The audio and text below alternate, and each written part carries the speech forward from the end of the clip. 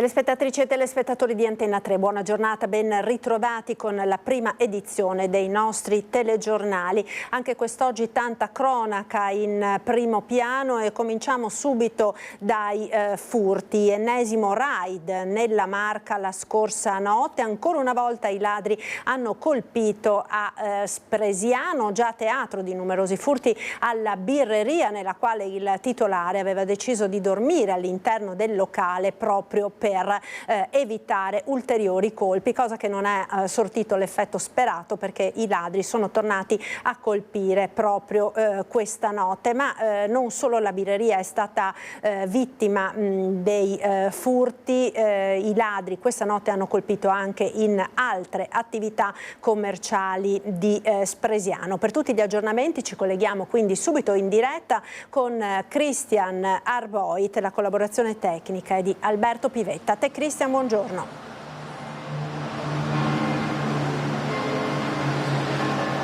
Sì Marta, buongiorno a te e a tutti i telespettatori di Antenna 3 anche da parte di Alberto Pivetta che sta curando la parte tecnica. Ci troviamo, che così vi diamo un po' la logistica, ci troviamo davanti alla pasticceria Desiré a ridosso della Pontebana, quindi siamo nel cuore di Spresiano, dove nella notte si è registrato l'ennesimo raid ladresco che ha interessato per la seconda volta anche la birreria Tarvisium. Però andrei con ordine, partirei da questo furto che ha interessato per l'appunto questa pasticceria storica di Spresiano. Luigi Milanese, che è il compagno di Daniela Franco, titolare di questa pasticceria. Allora, signora Daniela, che cos'è successo ieri sera, questa notte?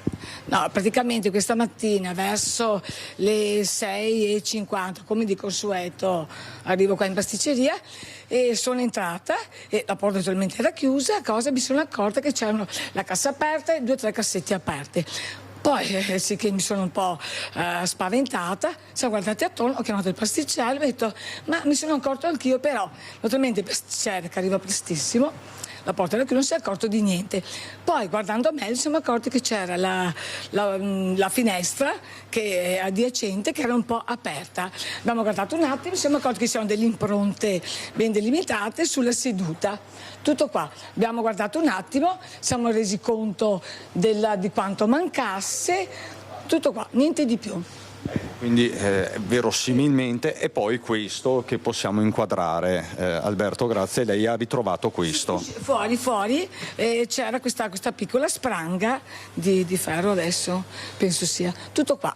Verosimilmente entrare in azione è stata una persona solo. Sì, secondo me sì, secondo noi sì. Non è che hanno rivistato tanto, 3 cassetti e basta. Alla fine hanno portato via quanto? Non tantissimo, guardi, il valore di 150 euro, sono stata fortunata, quello che c'era comunque il fondo cassa, niente di più. Che altro i danni? In giro, sì, basta, danni che è la struttura. E basta. Tra l'altro poi questo ladro probabilmente è lo stesso che poi è entrato in azione alla birreria Tarvisium, e questo per la seconda notte consecutiva. Proprio ieri sera nel corso del nostro telegiornale vi raccontavamo della storia di un gestore che dopo essere stato visitato dai ladri aveva ben pensato di dormire all'interno del locale. Vi avevamo raccontato la storia di Fabio Bobbo. Ebbene, Fabio Bobbo, o meglio il locale di Fabio Bobbo, è stato visitato per la seconda notte consecutiva da un ladro, verosimilmente lo stesso, ma stavolta questo ladro è stato acciuffato dai carabinieri. Però appunto noi siamo in grado di farvi sentire l'intervista a Bobbo, che nel corso della giornata poi sarà nostro ospite, sarà ai nostri microfoni, ma lo abbiamo intercettato in un momento un po' delicato, quindi vi proponiamo l'intervista telefonica che abbiamo fatto poco fa con lui. Così Bobbo. In 48 ore un nuovo colpo, un secondo colpo, è veramente una vicenda che lascia senza parole. Sì, purtroppo sì, però fortunatamente questa volta il ladro è stato preso. Si tratta sempre dello stesso, quello della sera precedente, questo è il sospetto, insomma. Sì, quasi sicuramente. visto anche dall'abbigliamento, sembra proprio lui. Quindi ci sono delle immagini della videosorveglianza, immagino, quindi a questo punto? Sì, sono già state fornite ai carabinieri di Villorba che le stanno controllando. Da dove sono entrati questa volta? Dalla finestrella nel lato, che adesso è stata già riparata e chiusa stamattina, è riuscito a entrare da là.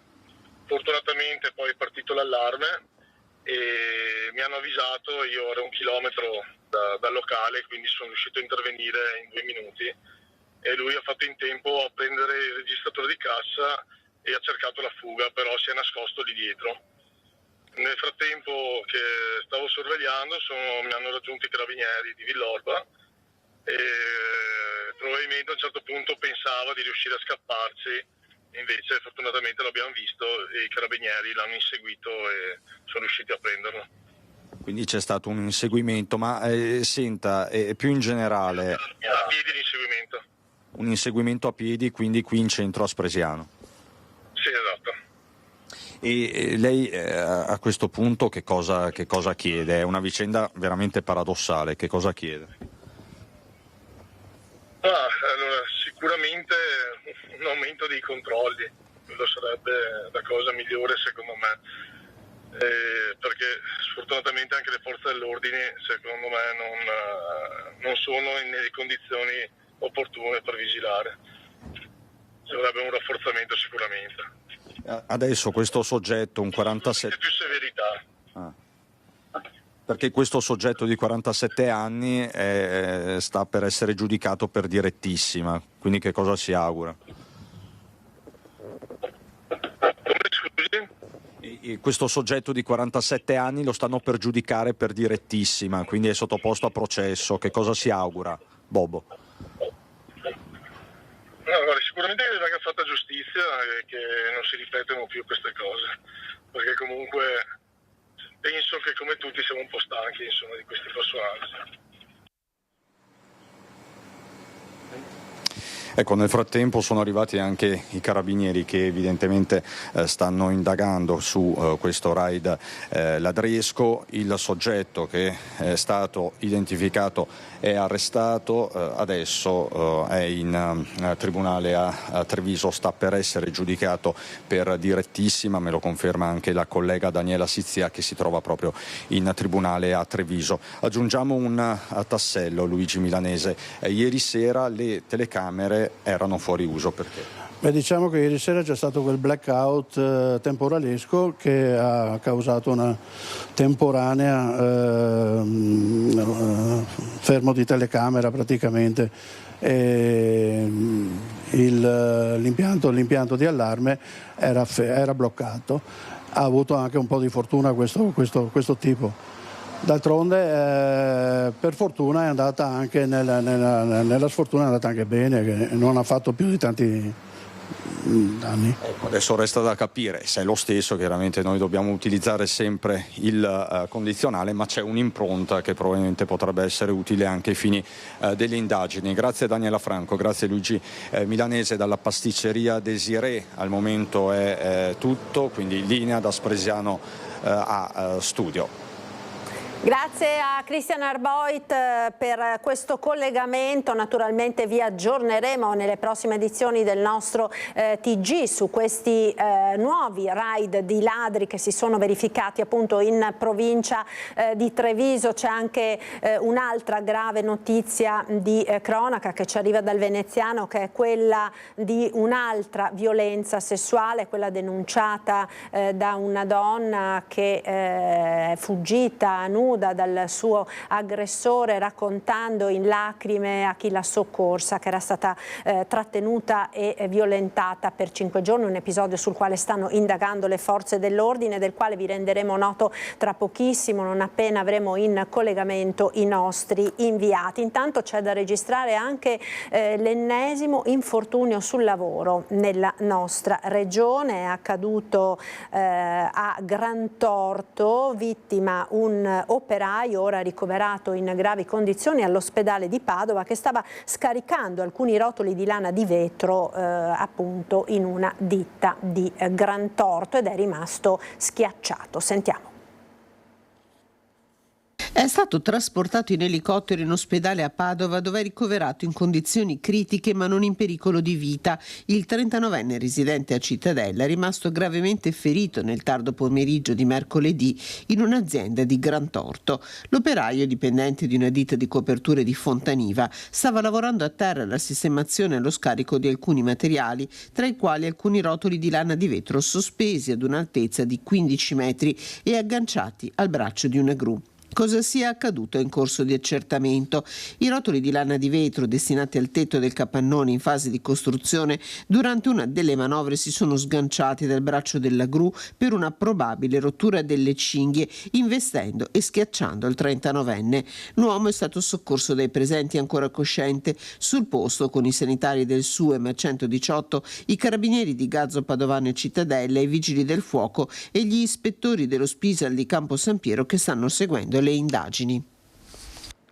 Una notizia ora che riguarda la circolazione in provincia di Treviso, perché è stata segnalata una lunga chiazza di gasolio, una lunga scia di gasolio da Bigolino fino a Codolo di Pederobba, poi attraverso la provinciale 84 da Covolo a Cornuda fino ad Onè di Fonte, e sono numerose in questo momento le chiamate che stanno arrivando ai vigili del fuoco per problemi di scivolamento da parte di auto e di camion. Sul posto stanno intervenendo i vigili del fuoco della zona, supportati anche per le operazioni di controllo del traffico dai carabinieri della zona dell'Asolano. Ed ora andiamo a Padova, dove vedo si è ora collegata, siamo davanti alla questura di Padova, la nostra Chiara Gaiani, per il caso del kosovaro accusato di stupro. Dopo la scarcerazione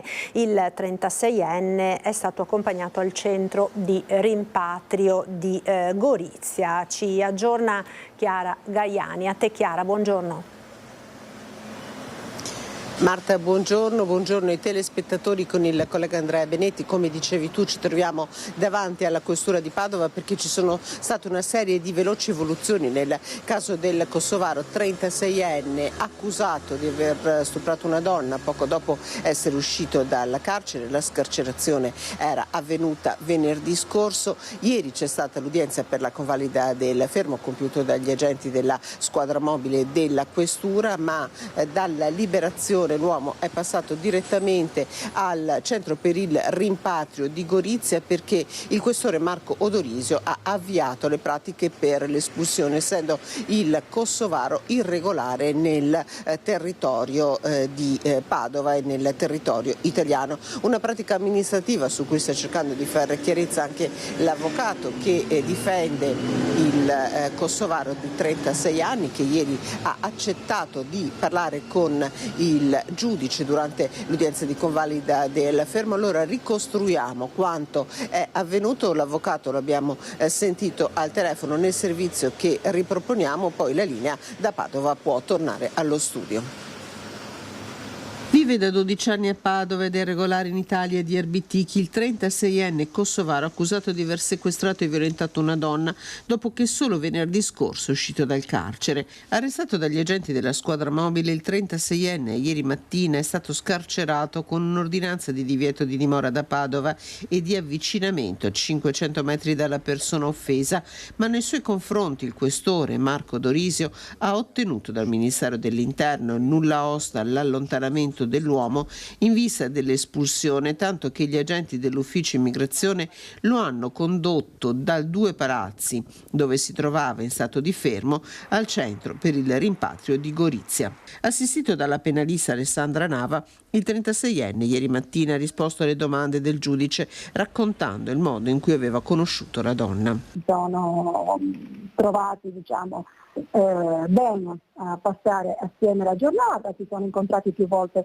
nel corso del venerdì, si sono sentiti telefonicamente più volte anche per lungo tempo e hanno poi concordato, si sono dati appuntamento al giorno successivo. Tutto un racconto che io ho evidenziato al giudice, mi pareva non fosse neanche confortato da quegli elementi che erano in atti, che peraltro lasciavano dubbiosa, laddove una persona che viene scarcerato il giorno stesso o il giorno dopo si rischia di commettere un reato così grave, peraltro lasciando tracce di sé dappertutto. Se si fa sempre più labile l'ipotesi di una violenza per vendetta, a sostenere la denuncia della donna ci sarebbe la testimonianza di un tassista e della donna dove dormiva il 36enne.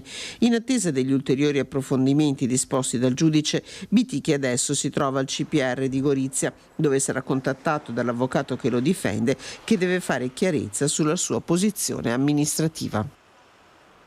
Ed un'altra notizia di violenza sessuale nei confronti di una donna è quella che ci arriva ancora da Mestre. Per tutti i dettagli abbiamo in collegamento la nostra Ilaria Marchiori. A te Ilaria, buongiorno. Sì, buongiorno a te Marta, buongiorno ai nostri telespettatori. La città è ancora sconvolta per lo stupro della bambina di 11 anni avvenuto una settimana fa a Mestre, e ce n'è stato un altro sempre a Mestre. Ci troviamo qui proprio nei pressi della zona dell'M9, ma in realtà in via Carducci.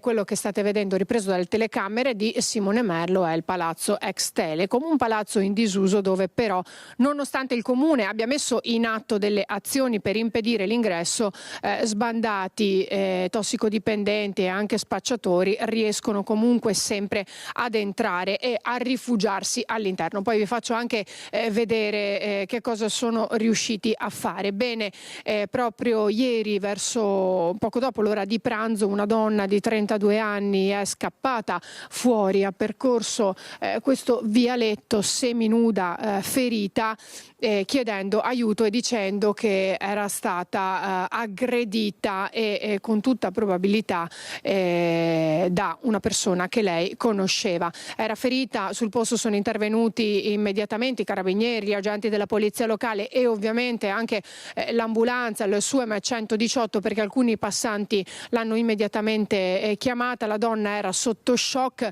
era in preda al panico, è stata portata immediatamente all'ospedale dove mentre poi invece le forze dell'ordine erano entrate per cercare di capire chi ci fosse e che cosa fosse accaduto. Una volta in ospedale i medici hanno confermato la violenza sessuale, immediatamente dunque è scattata la prassi che si fa in questi casi con gli esami diagnostici del caso e anche i test tossicologici per cercare di capire anche lo stato psicofisico della donna e sarebbe stato però è una vicenda che ancora ha tutti i contorni da chiarire. Bisogna attendere gli esiti appunto di questi esami, anche se, lo ripeto, la violenza sessuale è stata confermata, e poi anche capire quello che riveleranno le indagini dei carabinieri e della polizia locale giunti sul posto. Sarebbe stato fermato però senza non ancora formalmente un 32enne di origine tunisina che sembra si conoscesse con la ragazza e che appunto era all'interno di questo palazzo. Come però vi stavo dicendo, prima poi di restituire la linea, perché voglio farvelo vedere, questo palazzo è stato più volte oggetto di polemiche e quindi a un certo punto il comune è corso ai ripari cercando di murare tutti gli ingressi possibili e immaginabili. Invece, come ci raccontano molti testimoni che vivono qui e come vediamo anche con i nostri occhi, in realtà anche quando vengono messe per esempio queste grate, come vedete, in poco tempo riescono subito ad aprirle. Addirittura un testimone ci diceva girano proprio con tutta l'attrezzatura per poter tagliare, e così hanno fatto anche qui. Le grate in questo caso vengono posizionate e puntualmente vengono tagliate per creare un ingresso, e quindi una volta dentro si rifugiano e si sentono spesso, in base a quello che ci hanno raccontato, grida e si vedono tossicodipendenti e ovviamente anche spaccio. Il tutto in pieno centro a Mestre e, come vedete, a pochi passi dall'M9, il museo del Novecento. Allora, questo è quanto. Noi cercheremo di approfondire quello che è successo anche attraverso la collaborazione con le forze dell'ordine. Nel frattempo qui da Mestre è tutto, io restituisco la linea allo studio. E restiamo a Mestre perché continuano ad emergere particolari agghiaccianti sullo stupro della bambina di appena 11 anni.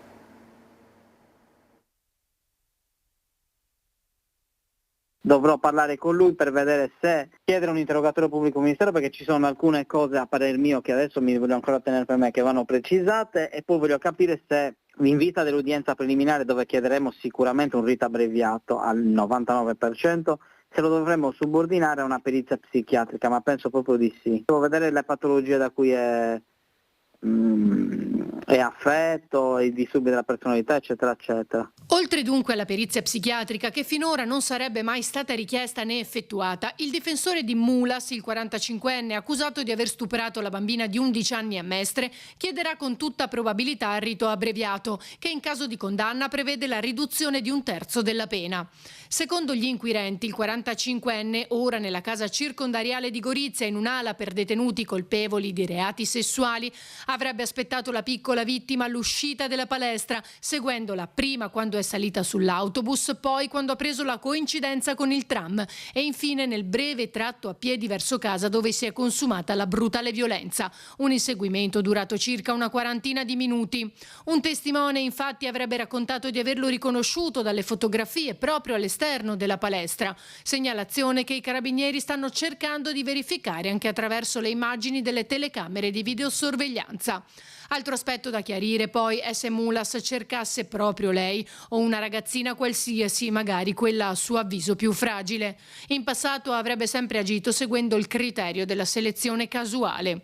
Ma mentre emergono nuovi dettagli su quel tragico pomeriggio, il pensiero anche del patriarca Moraglia continua ad andare alla piccola vittima e al suo dolore. Pensando che questa ragazzina tornava semplicemente da una giornata di scuola, facendo le cose normali, abituali, in luoghi, in orari trasparenti, ecco, e quindi questa difficoltà, ecco, che notiamo soprattutto nei confronti delle donne, ma in questo caso specifico di una bambina, ecco, ci fanno molto riflettere su quello che dicevamo prima, appunto, il rispetto. Il rispetto è fondamentale a tutti i livelli, perché quando manca il rispetto allora c'è la legge del più forte, e la legge del più forte diventa la legge del lupo nei confronti degli agnelli.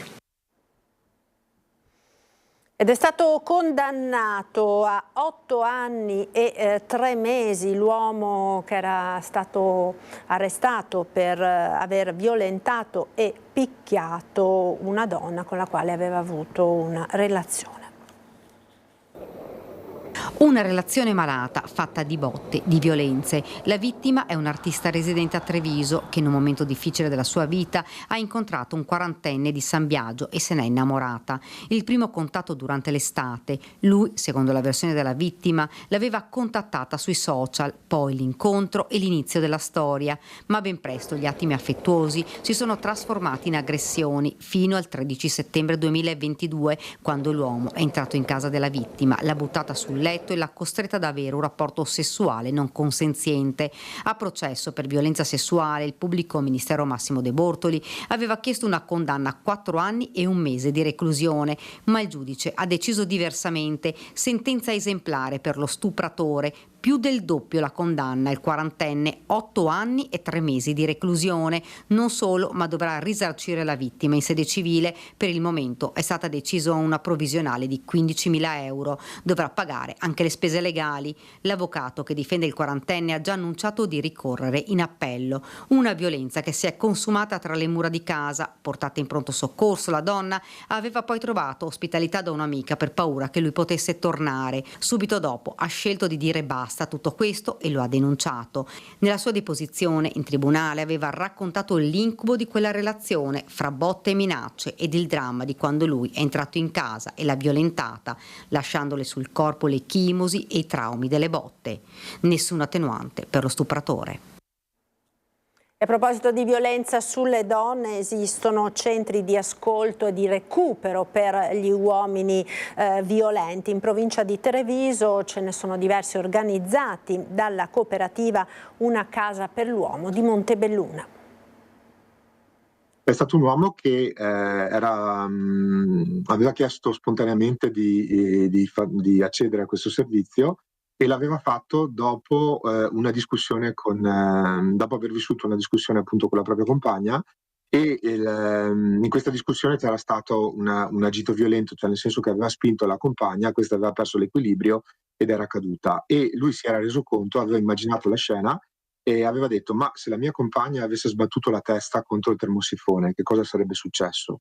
Io non voglio più fare del male, non voglio più farmi del male. È iniziato da questa consapevolezza il percorso di un uomo autore di violenza, il primo che il dottor Ballan ha incontrato nella sua attività di counselor e operatore di cambiamento maschile, servizio realizzato dalla cooperativa sociale Una Casa per l'Uomo.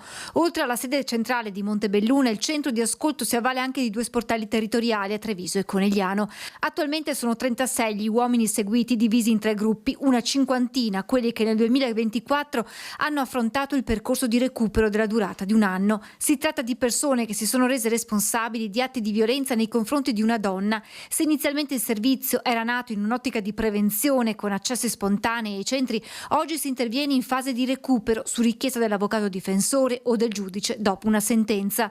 Gli operatori, un uomo e una donna, lavorano sulla sfera emotiva e sulla gestione delle emozioni. L'obiettivo è appunto quello di aiutare le persone ad assumersi la responsabilità del proprio agito. La violenza non ammette giustificazioni. Non possiamo giustificare il nostro agito violento semplicemente dando la colpa o la responsabilità a qualcun altro che non siano appunto i nostri stessi pensieri o le nostre stesse emozioni. Il cambiamento è possibile, sottolinea il dottor Ballan, fa parte della natura umana, ma per esserci è necessario che vi sia la volontà dell'uomo di uscire dalla spirale violenta. È iscritto proprio nel nostro DNA quello del cambiare. Una persona può cambiare quando viene aiutata a riflettere sulla situazione in cui si trova. Il cambiamento è possibile per chi ha voglia effettivamente di farlo. A Treviso è caccia ai baby aggressori che hanno aggredito clienti e titolari di un money transfer in zona di Santa Maria del Rovere. Si tratterebbe di minorenni.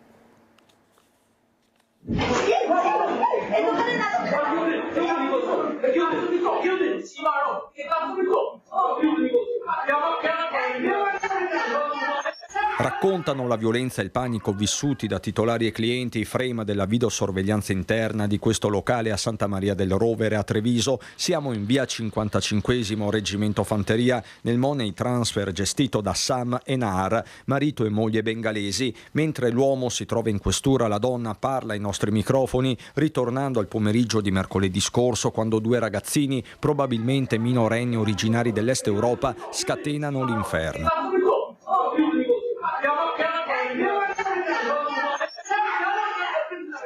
I giovanissimi stanno giocando a pallone in maniera sguaiata quando aggrediscono un cliente appena uscito dal negozio. Difficile capire il motivo scatenante, forse un rimprovero. A questo punto interviene anche il titolare. Dopo mio marito vado fuori, tutti e 2 ragazzini entrato al mio ufficio, dopo dato pugno, mio marito di testa è rotto, arriva tanto sangue.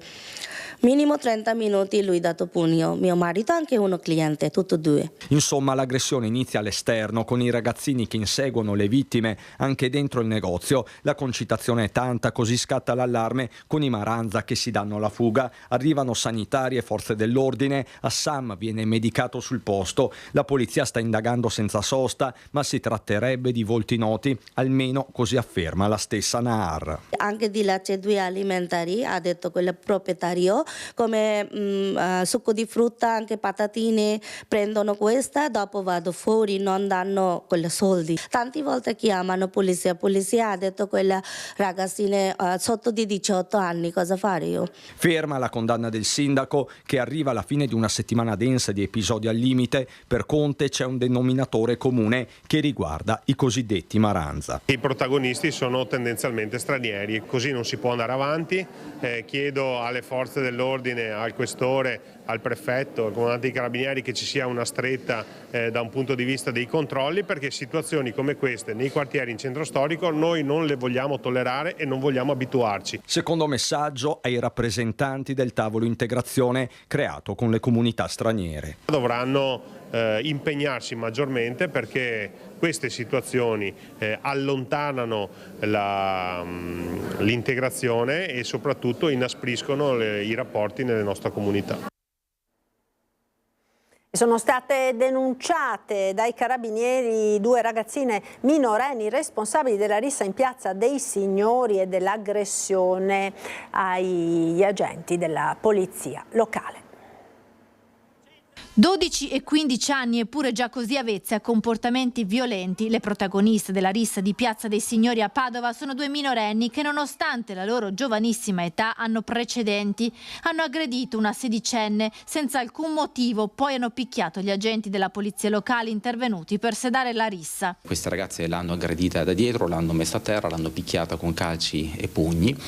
E dopodiché una pattuglia della polizia locale che stava transitando in Piazza dei Signori per altri motivi è intervenuta per sedare la rissa. Chiaramente si è trovata in difficoltà e quindi ha richiesto l'intervento delle altre forze di polizia. Le 2 minorenni vivono a Padova, sono state denunciate per lesioni personali nei confronti della sedicenne aggredita. La più grande delle 2 deve rispondere anche di violenza e resistenza a pubblico ufficiale. Nel video circolato sui social la si vede accanirsi contro la vigilessa colpendola con calci e pugni. Sono italiani ma di origini straniere. Sono ragazze che purtroppo si sono evidenziate anche per comportamenti analoghi in passato, quindi parliamo di lesioni, di rapina, di percosse.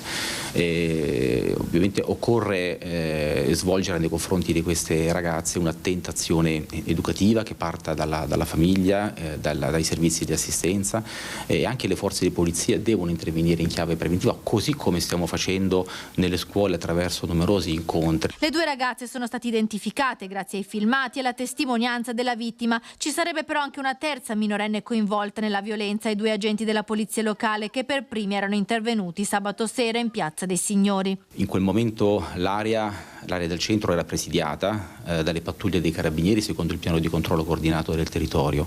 Ricevuta la richiesta di ausilio da parte della polizia locale, una nostra pattuglia del radiomobile dopo pochissimi minuti è intervenuta a dare manforte. Per la quindicenne è stato disposto anche il Daspo Willy della durata di 3 anni col divieto di accesso all'area urbana, agli esercizi pubblici e ai locali di tutta l'area del centro di Padova. La ragazza a dicembre era stata inoltre protagonista di un altro episodio simile davanti al centro commerciale Ipercity di Albignasego, dove aveva opposto resistenza e insultato i carabinieri riprendendoli con il cellulare. Anche per quei luoghi è stato disposto il Daspo Willy di 3 anni. La quindicenne è stata denunciata alla Procura della Repubblica dei minorenni di Venezia per i reati di resistenza a pubblico ufficiale e diffamazione aggravata dall'utilizzo dei social network.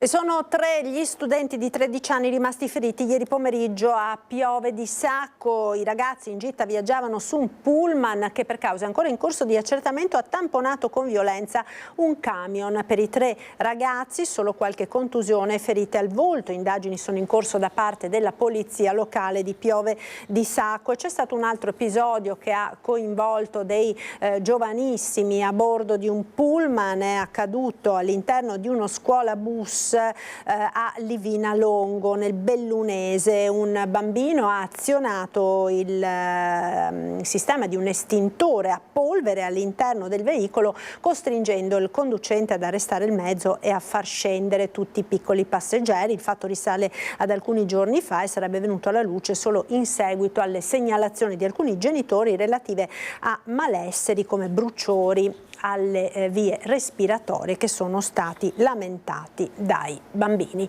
Ed ora ci fermiamo per qualche istante di pubblicità. A tra poco.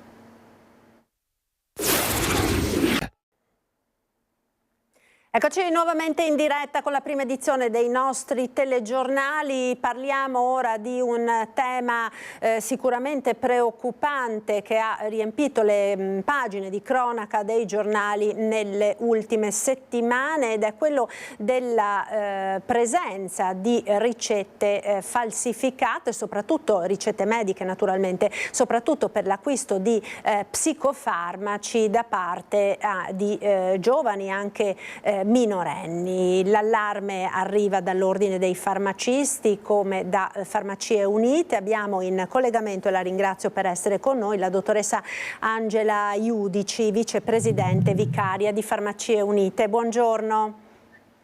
Buongiorno a tutti e grazie per l'invito. Ecco, grazie a lei per essere qui con noi. Allora, che cosa sta succedendo, dottoressa, in quest'ultimo periodo che vi ha spinto, insomma, a lanciare un allarme?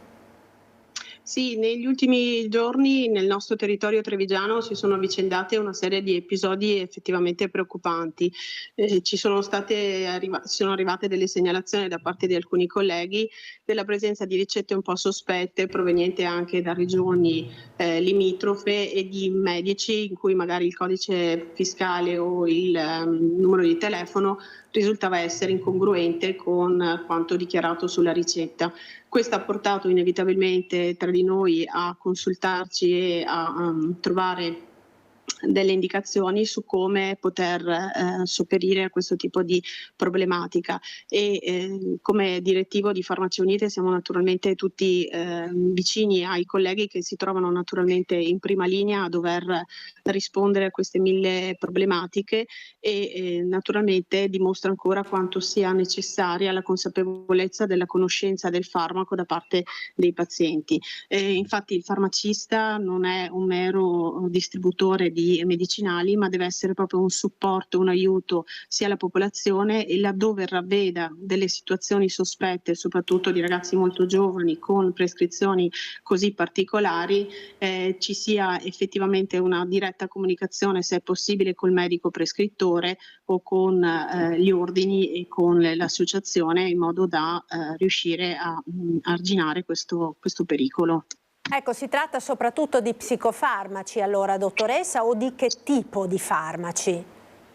Il più delle volte si tratta di oppiacei, farmaci che vengono utilizzati per la terapia del dolore, che inevitabilmente sembrerebbero molto vicini a quello che noi identifichiamo come droga di strada. Invece sono prodotti inevitabilmente che troviamo nelle nostre case, nelle nostre farmacie, e vengono utilizzati proprio per la terapia del dolore, come l'ossicodone, come il Contramal. Sono farmaci che vengono utilizzati per indurre una sedazione, ma che al contempo creano euforia e possono naturalmente avere un'azione molto simile a quella degli stupefacenti, e quindi vanno monitorati e utilizzati solo sotto controllo medico. Ecco, lo ricordiamo questo, dottoressa, perché si tratta comunque di farmaci che possono avere degli effetti collaterali anche molto importanti, soprattutto quando stiamo parlando di ragazzi giovanissimi, addirittura minorenni, che magari possono anche fare dei cocktail tra questi medicinali, oppure tra medicinali e alcolici, potenzialmente dagli effetti davvero pericolosissimi, anche letali. Davvero pericolosi. Infatti le dico, il problema è che questi medicinali utilizzati in maniera poco corretta inevitabilmente creano una dipendenza in tempi molto rapidi, e in alcuni casi, se utilizzati in alte dosi o in cocktail con altri medicinali, possono provocare addirittura anche la morte per overdose, e in questo è importante avere un solido consolidamento per quanto riguarda le farmacie come attività di distribuzione, andare a individuare quelle situazioni in cui effettivamente ci può essere il dubbio di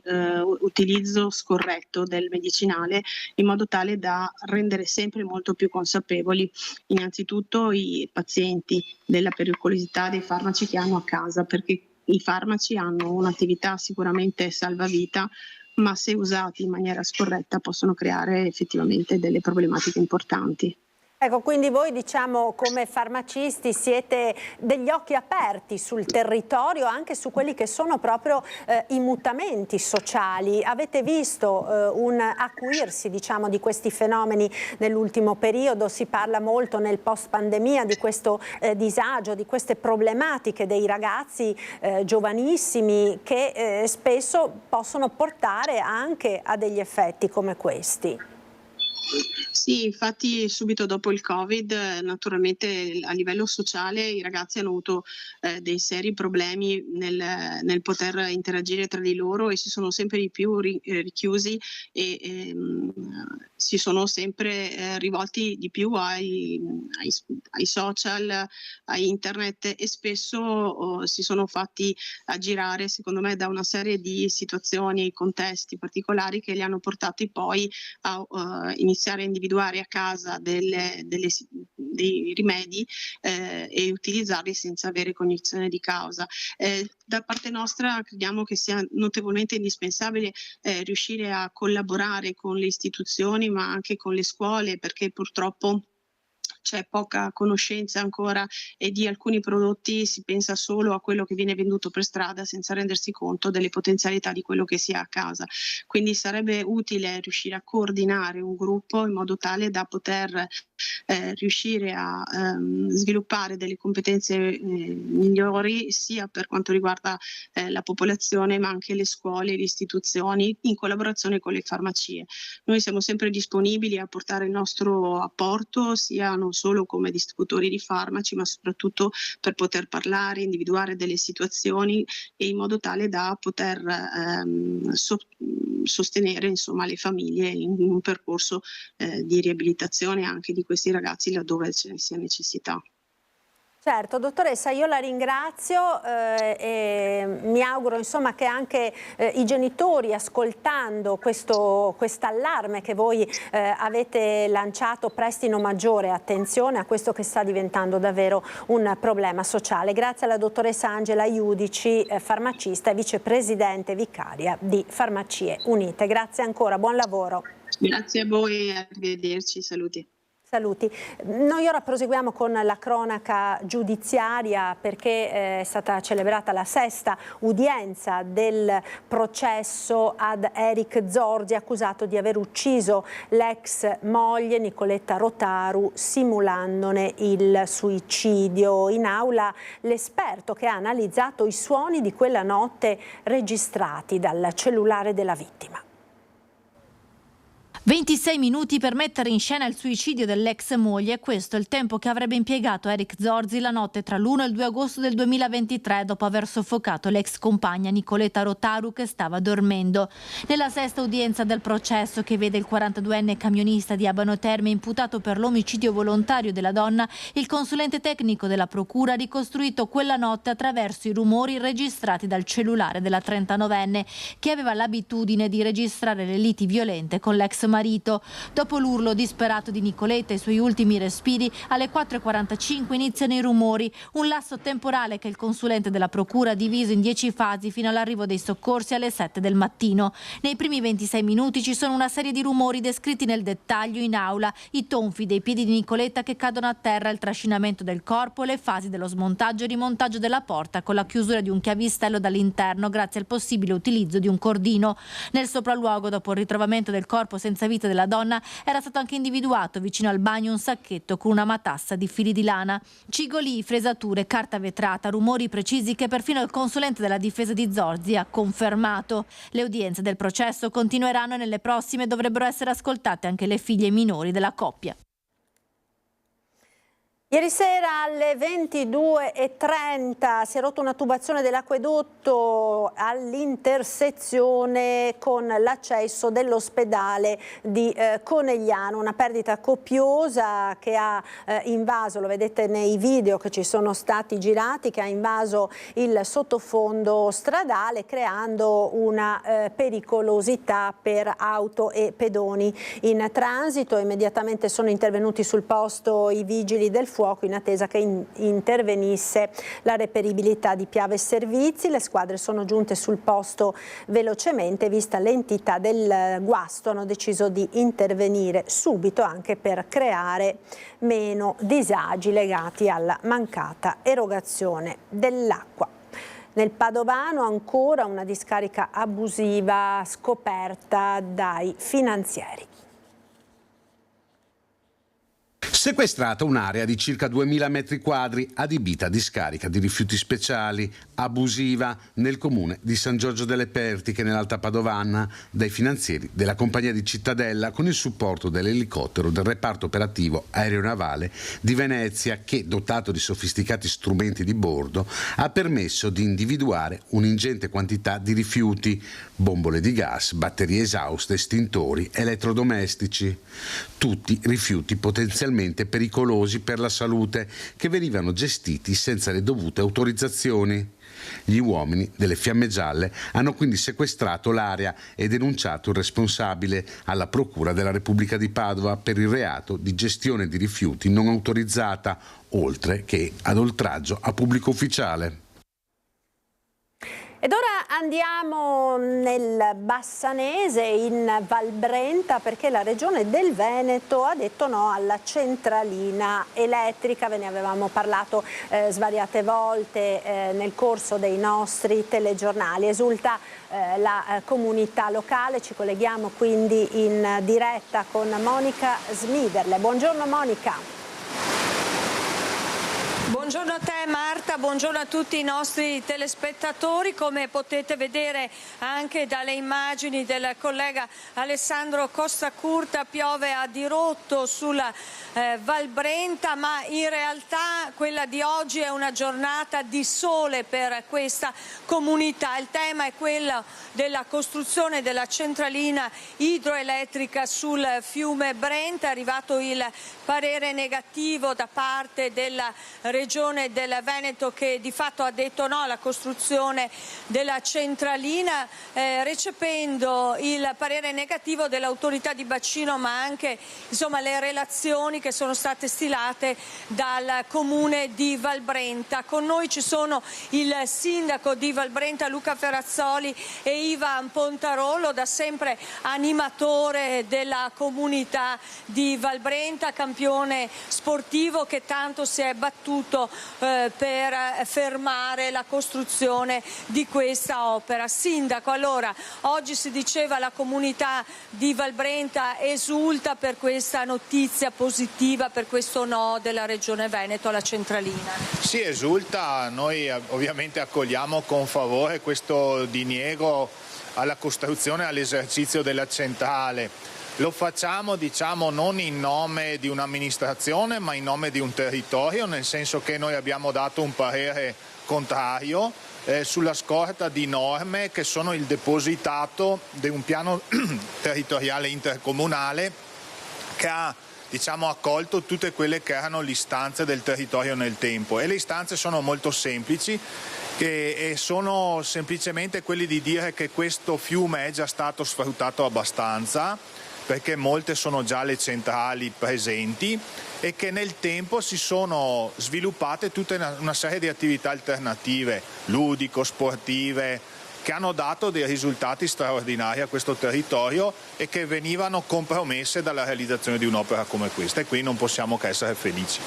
Ivan Pontarollo, non avete davvero lasciato nulla di intentato in questi anni di battaglia per fermare la realizzazione della centralina, è stata davvero una lunga battaglia anche legale. Sì, voi come televisione ci avete sempre seguiti, avete portato al grande pubblico la testimonianza del territorio. Io ho preso solo il testimone, raccolto tutte le testimonianze e le battaglie di tutte quante le associazioni e le necessità che aveva il territorio. Il fatto di fare questa centrale ti portava via l'accesso a diversamente abili, anche a tutta quella popolazione scolastica che viene in questi anni, ormai siamo a 30-40 mila all'anno, siamo un centro di formazione nazionale per le scuole, ci sono due centri della Federazione Italiana Canoa, uno della Federazione Italiana Rafting, abbiamo vinto 3 medaglie olimpiche col centro sportivo dei Carabinieri e questa è un'attività che per noi è importante, il fiume per me era e per noi è altrettanto importante e ci siamo affiancati con il vostro aiuto a dare questa voce alla valle per ottenere questo risultato. Dunque per noi va benissimo che la Regione abbia dato questo parere negativo perché noi siamo anche parte della protezione civile regionale, qui facciamo tutti i nostri corsi e anche i vigili del fuoco vengono a fare i corsi qui sulla Val Brenta. Sindaco, è sicuramente una realtà, un territorio che si sviluppa e che vive intorno a questo fiume. Il Brenta che cosa ha rischiato? No, ha rischiato che fosse compromesso uno dei punti più significativi. Se voi pensate che non sono molti i tratti navigabili dei fiumi veneti e se pensate che il progetto prevedeva di garantire la navigabilità solo nel caso in cui ci fossero alcune competizioni, ma qui si vive tutti i giorni di fiume, il fiume è vita e noi abbiamo bisogno di questa vita. La parola fine in realtà non è ancora scritta definitivamente, ma siamo davvero a un buon punto a questo punto. Sì, ci sono i 60 giorni che la ditta può fare il ricorso, chiaramente a Roma c'è già il nostro ricorso per la certificazione via al quale noi ci siamo opposti perché venga fatta. Praticamente torniamo indietro, abbiamo questo ricorso che viene rispolverato se per caso viene riautorizzata la centrale, ma noi sicuramente se viene fatto il ricorso aderiremo in maniera adesiva con i nostri legali amministrativi. Non si abbassa la guardia dunque. Marta, io ringrazio i nostri ospiti e restituisco la linea allo studio. Grazie Monica Smidel, a te e ai colleghi della redazione di Bassano, buon lavoro. Noi intanto proseguiamo con la cronaca da Belluno, dicevamo di una discarica sequestrata nel Padovano, discarica abusiva, altrettanto è accaduto a Ponte nelle Alpi dove le Fiamme Gialle hanno sequestrato un'area di oltre 2000 metri quadrati trasformata appunto in una discarica abusiva. Un blitz fulmineo del nucleo di polizia economica e finanziaria della Guardia di Finanza ha messo i sigilli a un terreno privato a Ponte nelle Alpi a ridosso di un rio affluente del Piave circondato da abitazioni.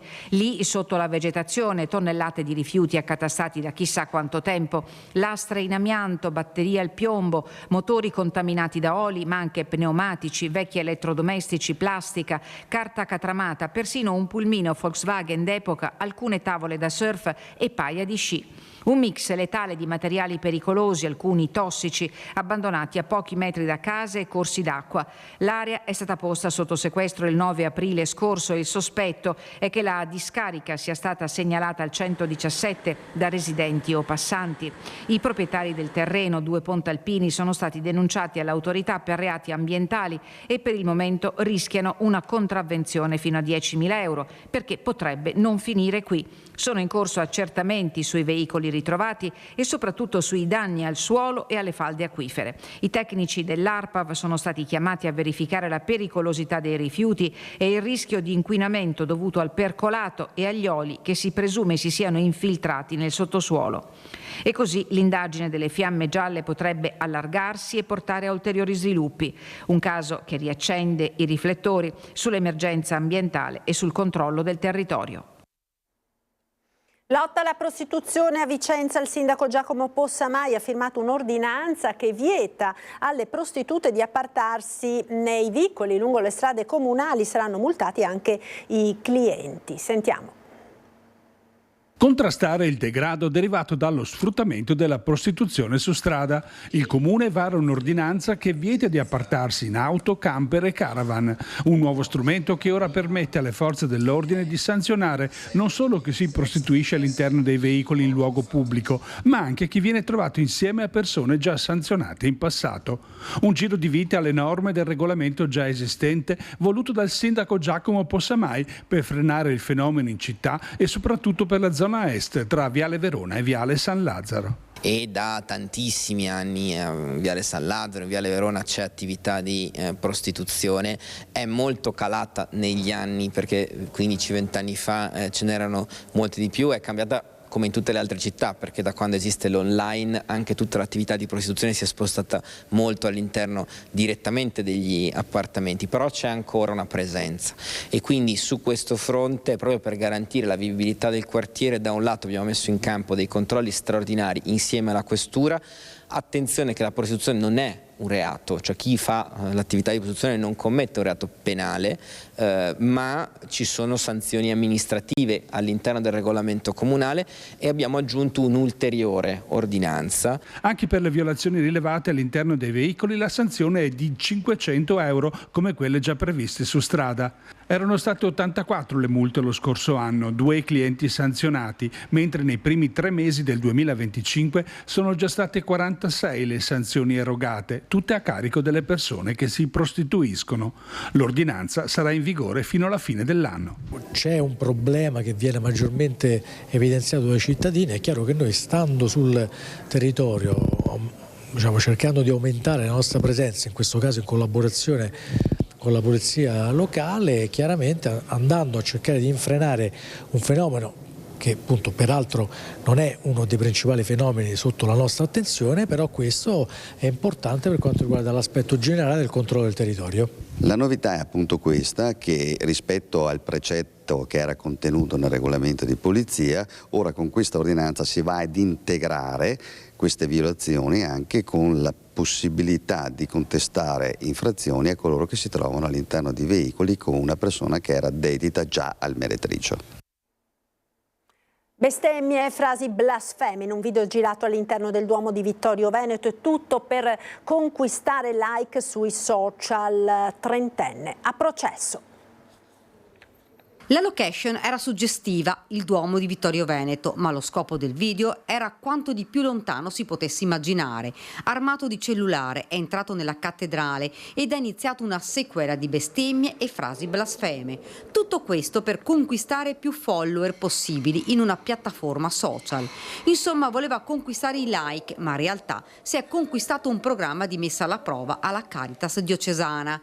Eh sì, il protagonista di questa vicenda, un trentenne, è stato denunciato ed imputato per offese ad una confessione religiosa, vilipendio e turbamento delle funzioni connesse al culto. L'episodio è accaduto il 28 marzo del 2021, proprio durante la celebrazione della Domenica delle Palme, nel bel mezzo del periodo Covid. Una volta dentro la cattedrale ha acceso il video ed ha iniziato a bestemmiare fra i volti atterriti delle persone intente a pregare. È andato avanti per diversi minuti. Qualcuno pensava che fosse matto, ma in realtà non lo era affatto, fino a quando ad accorgersi di quanto stava accadendo è stato il sacrestano, che non solo gli ha chiesto di smettere e di allontanarsi, ma ha fatto scattare la denuncia. Tutto ripreso nel video. Nelle immagini poi visionate anche dagli inquirenti, il trentenne non ha escluso nessuno, offese anche verso i fedeli e verso il vescovo di Vittorio Veneto.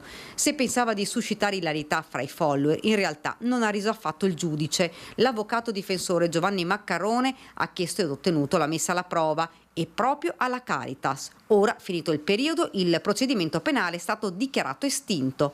Il prossimo video sarà meglio lo giri da un'altra parte, lontano dalle chiese. Ci fermiamo ora per la pubblicità, linea alla regia. Ci rivediamo tra poco, restate con noi.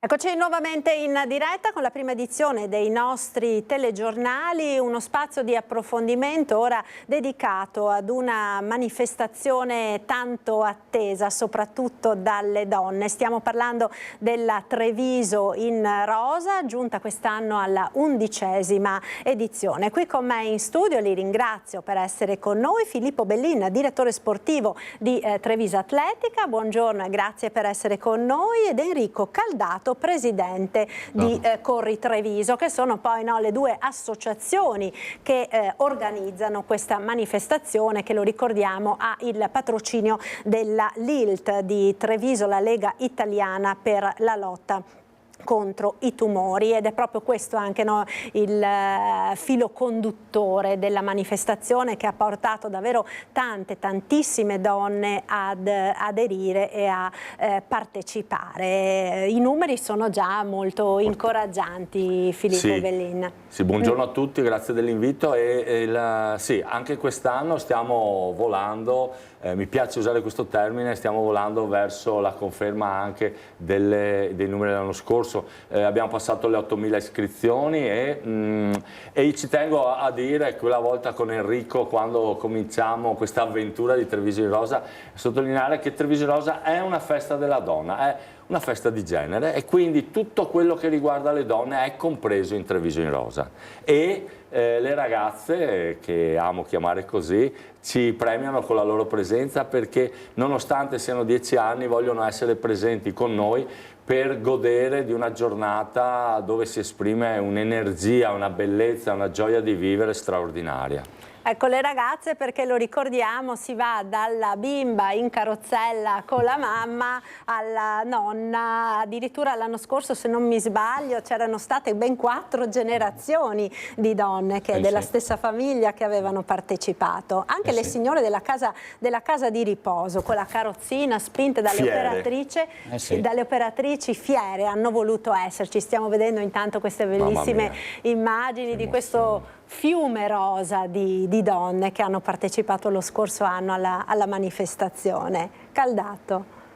È una gioia. Una grande soddisfazione. Beh, guarda, sono emozionato ancora a vedere questo video, e sinceramente tante volte mi chiedo, e chiedo anche a Filippo, dopo 11 anni riusciamo a confermarci sempre con questi numeri importanti, così tante donne che vengono a Treviso a fare festa.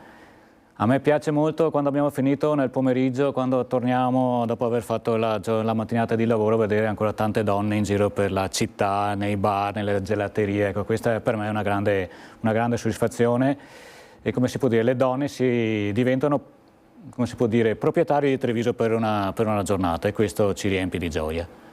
Certo, infatti è molto bello vedere poi come sia anche tutta la città che partecipano a questo evento, perché le donne sono le protagoniste, ma poi dietro a queste donne c'è davvero una città intera che le accoglie con grande gioia. Molti turisti che sono casualmente quel fine settimana si stupiscono. Ecco, stiamo vedendo proprio le signore della casa di riposo che hanno voluto essere protagoniste anche loro l'anno scorso. A questo proposito, alcune, quando sono arrivate sulla linea di arrivo, un paio, mi ricordo, hanno voluto alzarsi e passarle a piedi, e quindi è una dimostrazione bellissima. Dicevo che la città si colora, Treviso è una città bellissima, quindi noi abbiamo la fortuna e la rendiamo ancora più bella, colorata così, con queste persone che sono dall'esterno, che si accorgono che sta succedendo qualcosa di straordinario.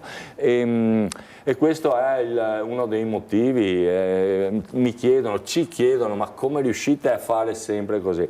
Come ci riusciamo? Le immagini sono di per sé, parlano da sole e dimostrano il perché si vuole essere. È chiaro che tutto quello che riguarda, avremo delle sorprese quest'anno, perché riguarda sempre il mondo della donna, e quindi per noi essere di riferimento è straordinariamente importante. L'anno scorso ricordo che la Polizia di Stato era presente con un gazebo dove parlava della violenza, e quindi i servizi della Polizia di Stato nei confronti di questo cancro pazzesco che è la violenza sulle donne, e c'erano le poliziotte anche che hanno partecipato. Esatto, bravissimo. Infatti al gazebo c'era la responsabile dell'ufficio, mentre tutte le sue colleghe facevano parte del gruppo che hanno partecipato. Quindi anche questa è dimostrazione di come Treviso in Rosa è a disposizione della città. Certo, una partnership con la Lilt, Caldato, che dura fin dall'inizio, perché sappiamo insomma che parte del ricavato viene proprio devoluto alla Lilt per iniziative a sostegno dell'associazione che, come sappiamo, si occupa di prevenzione dei tumori, nel caso specifico dei tumori femminili. Sì, sicuramente. Allora, il rapporto con la Lilt è iniziato molti anni fa, con altre manifestazioni che io organizzo, ma poi assieme a Nelly Mantovani e anche il presidente Gava, che adesso vabbè, ex presidente, c'è sempre stato un ottimo rapporto di collaborazione e quindi già dal primo anno noi, come si può dire, come abbiamo già detto, una parte del ricavato va devoluto alla Lidl. Quest'anno o l'anno scorso abbiamo devoluto una macchina, quindi una bellissima macchina per portare i malati. Sappiamo che loro hanno, mi sembra, 10 o 12 mezzi a loro disposizione nella sede di Treviso. Per portare i pazienti ad effettuare le sedute, le varie sedute migliaia di chilometri l'anno, mi sembra 400.000 l'anno scorso, un parco auto che si deteriora perché chiaramente con tutti questi chilometri e noi a una richiesta siamo andati incontro. Quest'anno avete già idea su che cosa verrà concentrato? No, non ancora perché siamo in itinere nella cosa. Infatti abbiamo una prossima riunione con Nelly Mantovani che ci dirà che cosa noi accoglieremo, insomma, ecco.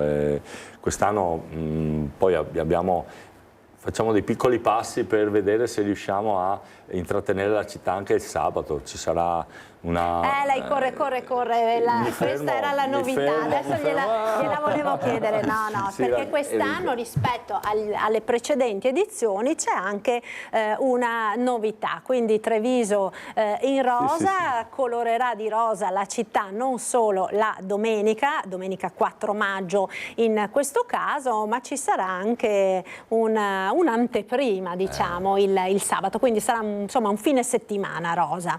Piccoli passi, un aperitivo in rosa, una tiramisù in rosa sotto la loggia del Palazzo di Trecento nel pomeriggio del sabato alle 5:30 e poi la sera una cosa bellissima, ovvero presso il Teatro Comunale ci sarà l'esibizione e la sfilata delle modelle della Forza in Passerella. Ecco, mi fermo qua perché poi vi daremo ulteriori istruzioni su come poter partecipare. Intanto è un piccolo passo per allargare anche al sabato la presenza in città, dove la città diventa rosa. Ecco, la Forza in Passerella, lo ricordiamo, abbiamo seguito tante manifestazioni anche di questo gruppo di donne che hanno affrontato o stanno affrontando la battaglia contro il tumore e che si mettono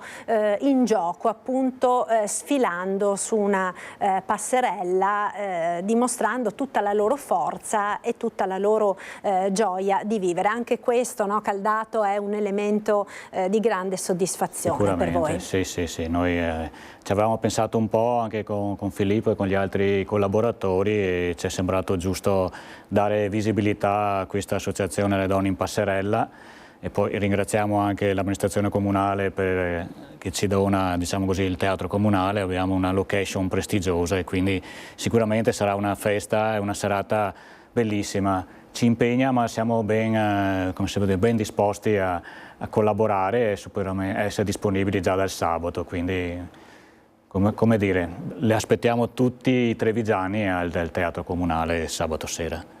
Ecco, qui stiamo vedendo anche il camper della Lilt, che immagino anche quest'anno sarà sulle mura per fare informazione. Eccole qui le donne, proprio come lei diceva, perché poi alla fine è l'intera città e diventa una grande festa proprio per le donne. Non possiamo dire le trevigiane perché arrivano davvero da tutto il Veneto, ma anche oltre. Ne abbiamo avuto iscritte da mezza Italia. Sì, noi abbiamo una quindicina di regioni, donne da una quindicina di regioni. È chiaro che la massa è soprattutto nei dintorni, però il nostro impegno è anche quello di allargare la cosa. È vero, una cosa lo riconosciamo serenamente, noi fummo fra i primi a cominciare, non fummo i primi, fummo i primi, e abbiamo dato là poi alla presenza di tante altre corse in rosa che ci sono un po' in tutta Italia. Esatto, no? della cosa, quindi questo molto bene, quindi magari qualche persona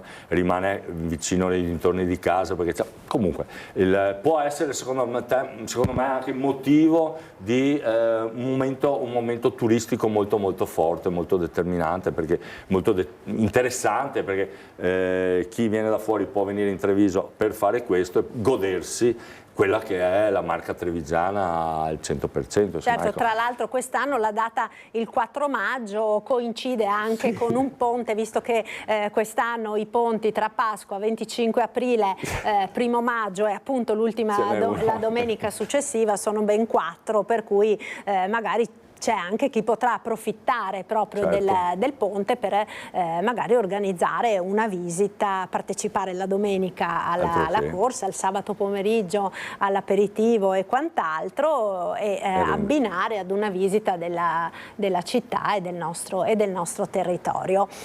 Abbiamo anche una novità da far vedere alle nostre telespettatrici, perché in anteprima vi possiamo mostrare anche quella che è la maglietta dell'edizione 2025. La spiega Enrico che cosa vuole significare, perché lui è stato quello che al momento della decisione ha messo il suo carico da 11, però condiviso con tutto il Consiglio. Sì, no, abbiamo deciso tutti assieme, giustamente. Ecco, facciamo vedere bene anche la scritta in basso, no? La forza delle donne.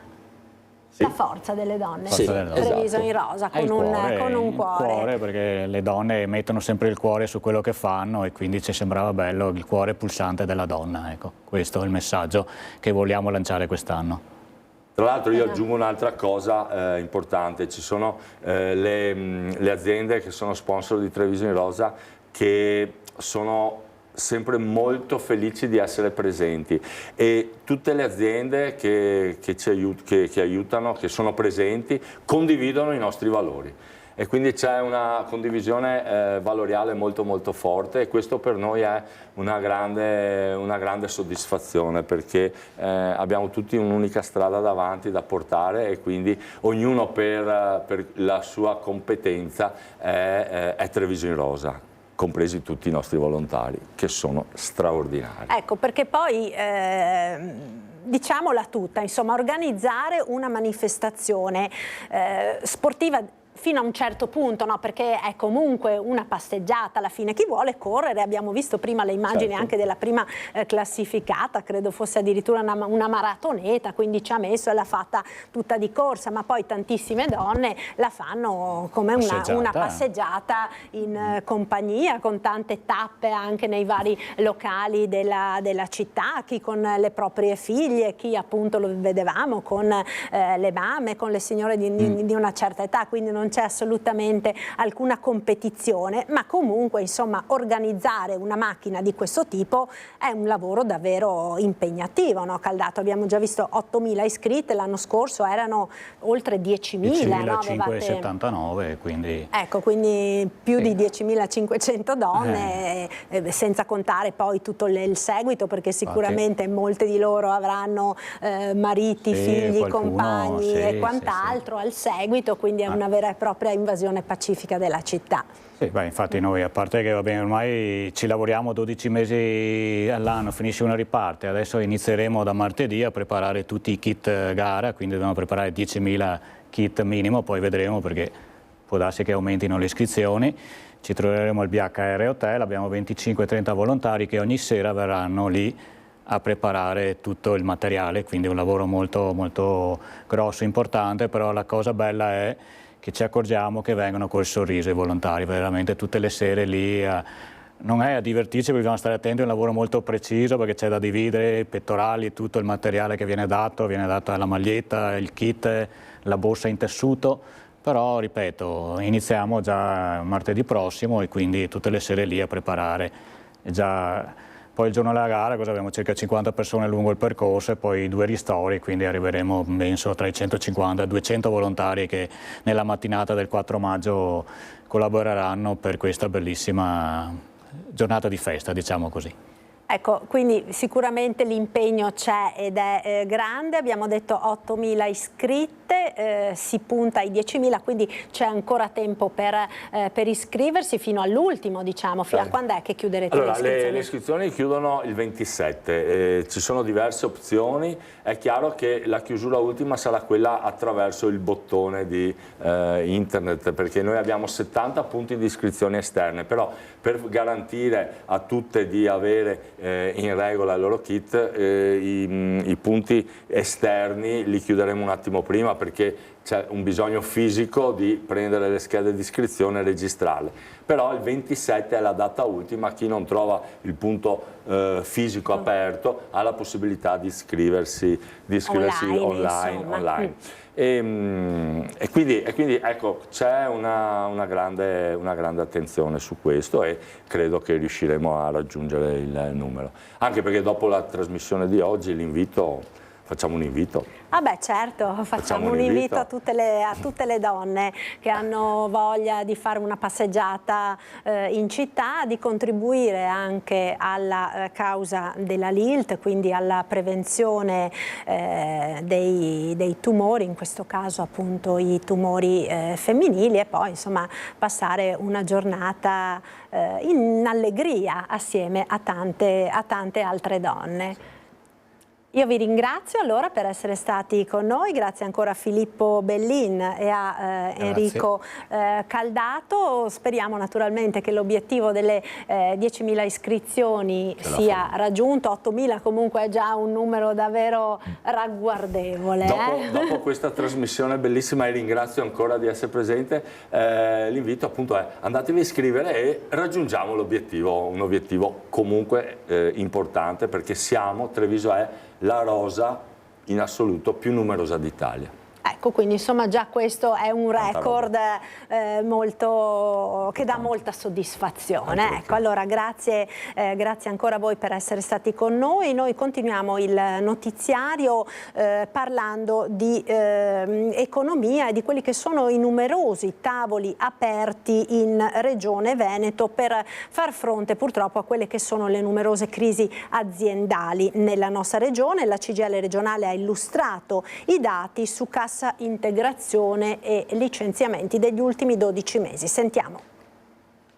Noi oggi abbiamo 23 tavoli di crisi aperta in regione più 17 di monitoraggio e sono situazioni molto diverse tra di loro. Emerge il metalmeccanico con 1/3 di queste situazioni, poi abbiamo la moda, ma abbiamo anche il commercio e anche la logistica con i cambi d'appalto che sono complessi. Questa situazione è purtroppo in crescita e coinvolge oltre 10.000 lavoratori. I dati esaminati dalla CGIL regionale su cassa integrazione e licenziamenti sono preoccupanti. Nel 2024 sono state autorizzate il 44% di ore in più rispetto al 2023 di cassa integrazione ordinaria. Ad oggi sono 221 le aziende che hanno presentato istanza per la composizione negoziata della crisi, che dà più tutele ai lavoratori. Tra i casi recenti più eclatanti anche quello di Coina Vicenza. L'azienda, nel caso in cui debba chiudere il punto vendita, che speriamo non avvenga ovviamente, ha detto che non licenzierà nessuno e ha proposto il ricollocamento presso gli altri punti vendita, quelli più vicini, che sono almeno quelli di Padova e di Mestre.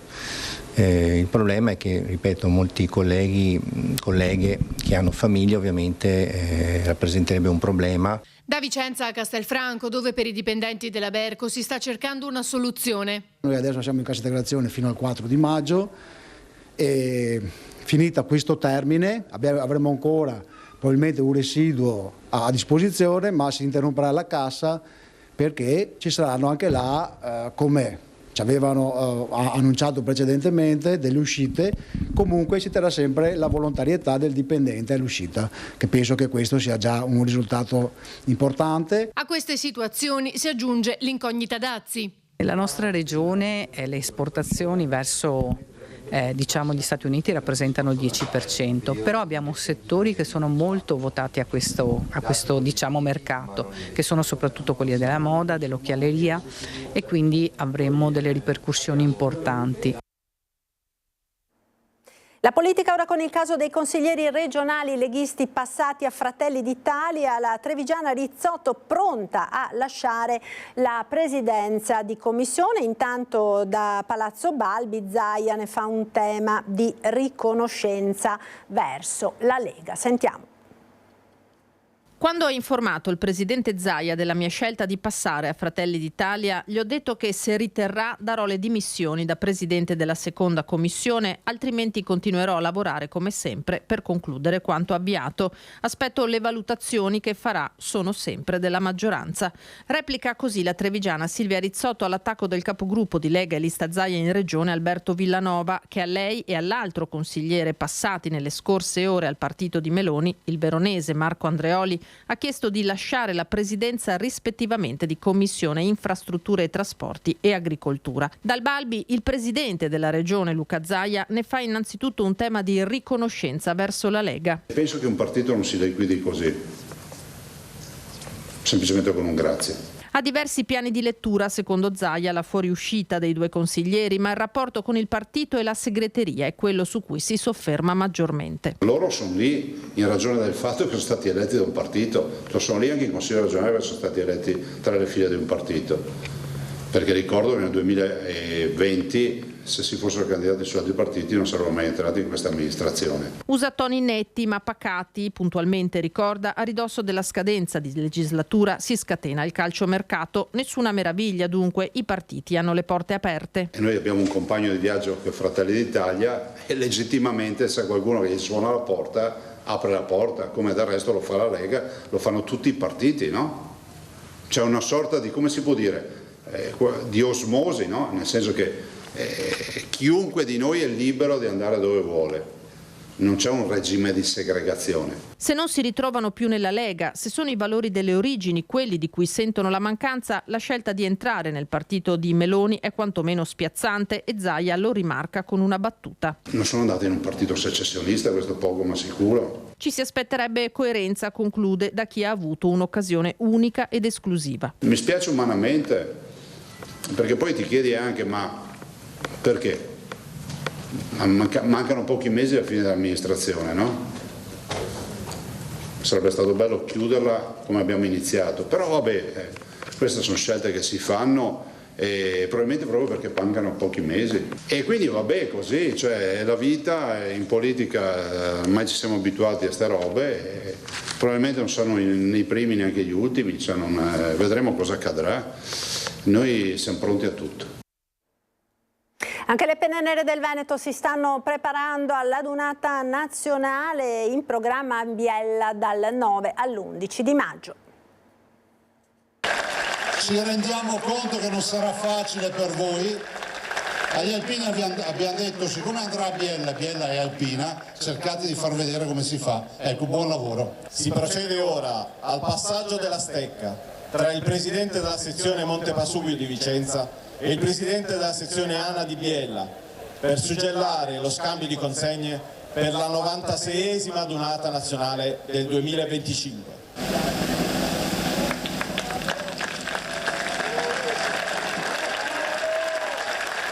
Era il 12 maggio 2024, la grande adunata degli alpini di Vicenza si chiudeva e con gli auguri di buon lavoro e il passaggio della stecca iniziava la 96esima adunata delle Penne Nere di Biella.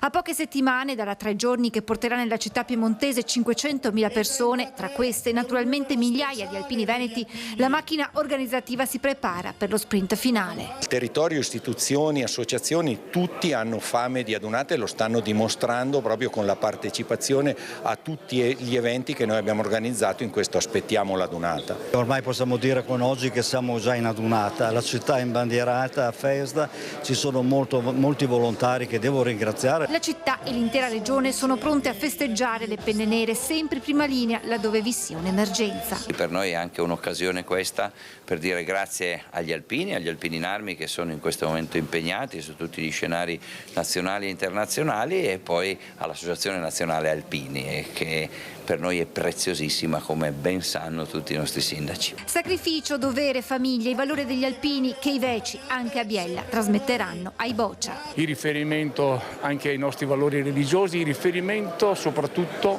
alla nostra capacità di saper dare soprattutto nel modo giusto, saper dare senza chiedere, saper essere sempre pronti e disponibili. Il messaggio è un messaggio, come abbiamo detto, alpini, portatori di speranza, quindi anche qui a Biella. Adunata nel segno della pace. Ed è tutto per questa edizione, grazie per essere stati con noi, a tutti un buon pomeriggio. Subito dopo la sigla, come sempre, le previsioni del tempo con il nostro meteo. Arrivederci.